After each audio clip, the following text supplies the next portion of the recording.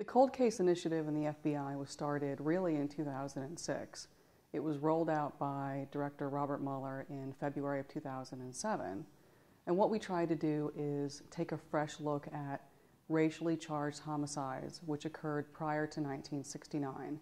They may have been unsolved, they may have been inadequately investigated and or prosecuted, but we wanted to go back and take a fresh look in the last couple of years at these cases to see if there were any living perpetrators that we could now bring to justice.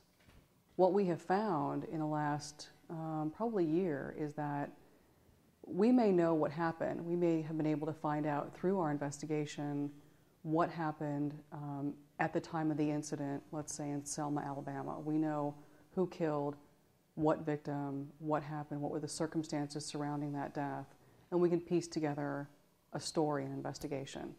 A problem that we've encountered is that we can't find the victim's next of kin. We're having difficulty finding a relative of our victims. So for 30-some of our cases, it's been very difficult to find someone who is related to that victim.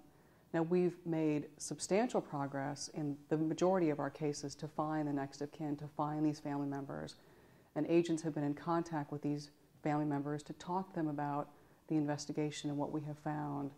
But in 30-some cases, we have not been able to find the next of kin, despite all of the great efforts of our agents in trying to locate somebody.